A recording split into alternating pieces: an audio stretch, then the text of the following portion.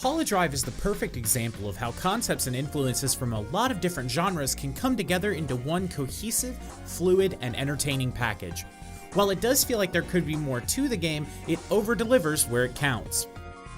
I'm Colton from MMOHuts.com, and here's our first look at Holodrive.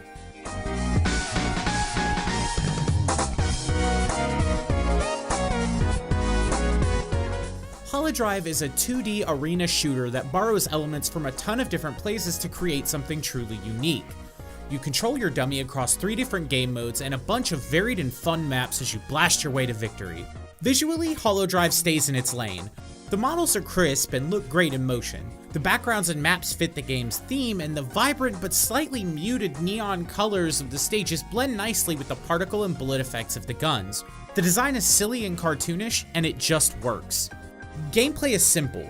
You run, jump, and use your jetpack to navigate the different arenas. There are teleporters, tubes, walls, slopes, and ramps that have different effects on your speed and visibility. This is where the game starts pulling from classics of other genres. The movement and slope platforms reminded me a lot of Sonic the Hedgehog. Your dummy builds up speed very quickly, especially when running down a slope. Running down a curve and then off of a ramp will give you lots of airtime and a massive speed boost. Using these platforms to find or evade your enemies becomes super important. This is especially true for modes like Dummy Ball. The structure of the stages feels a lot like Super Smash Bros. There are a ton of platforms at different elevations and ways to move between, around, and through them. Scattered all throughout these platforms are the game's many different guns. Each one is satisfying to use and works very well. Aiming with the mouse as you zip around the stages is tight, accurate, and allows for a lot of shooting and moving in different directions. This is how the guns themselves break down. First, you have the stock repeater. Everyone starts a match with this gun. It shoots infinitely within its range, but it lacks any serious punch. Next, you have the fast fire, which is like the repeater. As the name implies, it's another rapid fire gun, but it has a heat meter that builds as you shoot. Rather than overheat when the meter is full, it gains more damage. You could fire it until it runs out of ammo, and you'll want to spin up that meter to get the most out of it. Next, you have the multi-shot. The base version is a shotgun whose individual bullets ricochet off walls to hit enemies at angles. I should mention that there are variations of each gun category that you can unlock. Each has different effects. For example, I have the scatter gun, which shoots regular shotgun bullets that explode into smaller bullets that track visible enemies. It sacrifices damage, but the homing is nice. After that is the FPS classic, the rocket launcher. You fire rockets with it for big damage. Rockets travel fast and don't stray from their path. If you're too close to a rocket you fired when it blows up, it will hurt you, and you can use this to rocket jump like in Team Fortress 2. You can also use it to blast yourself off of an angled slope for a rapid backdash to get out of trouble.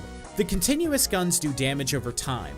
The stock version is the ray gun, and it's one of my favorites. You can bounce it off surfaces and angle shots, and the damage is consistent. There are different versions of this that have different particle effects as well as other damage and ammo modifiers, but I haven't unlocked any yet.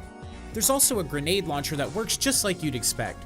Grenades in the stock version are proximity sensitive, so getting your shot close to an enemy will still get you some damage. Grenades are bouncy, but not overly so. Using the grenade launcher feels amazing at range, and the damage is really good as well. Finally, you have the sniper rifle. It's a charge beam like the Spartan laser from Halo, and it will instantly kill someone at a full charge. Shots on the stock model don't pierce, so you'll have to choose targets carefully. Additionally, using your jetpack cancels your charge entirely. Placement and timing is key to success with this rifle. Holodrive takes inspiration from Mario Kart for part of its gameplay as well. This comes in the way of power-ups scattered throughout the stages that grant different effects like a gun damage boost, invisibility, a temporary overshield, or a short burst of infinite jetpack use. There's even a power-up that drops fake power-ups and fake guns that damage enemies who touch them. There are those that would argue that these power-ups can add an element of RNG and lower the overall skill cap of the game, but for the first few matches I honestly forgot they were even there. Your mileage may vary, and if you're the type who enjoys no items Fox-only Final Destination, then you probably won't enjoy that. Hopefully they'll add a mode for players who want a power-up-less gameplay experience. Fortunately, I'm not one of those people, and I had a blast with it.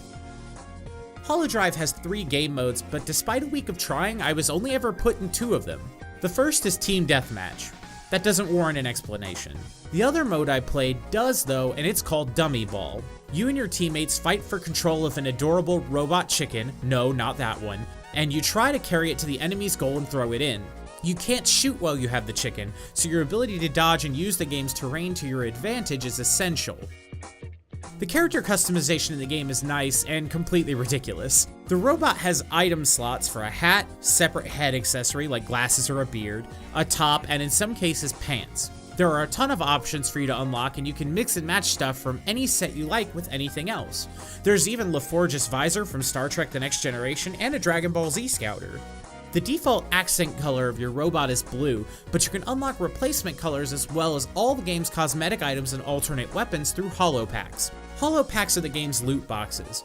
They're a reward for leveling up, completing challenges, and continuous play. In the early going, I was getting a holo pack after nearly every match and unlocked a bunch of cosmetics. It is possible to get repeat items, but you get holo packs for free so often it hardly matters. It's also important to note that the guns are the only things that affect gameplay in holo packs, and they grant no advantage. They have trade-offs to make all of them balanced and give distinct visual effects as well. The game's in-game shop allows you to buy holo packs with real-world currency as well as complete cosmetic item sets. You can also buy the accent colors for your robot if you don't want to wait for them to pop out of a holo pack. The accent pack is $3, and the average complete item set runs $10. The game offers a Founders Pack and an Early Access Pack which grant unique skins in addition to holo packs and a load of currency to buy more.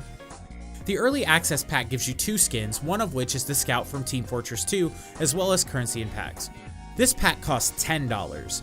The Founders Pack costs $20 and includes 3 Banner Saga themed skins as well as the holo packs and a ton of bits.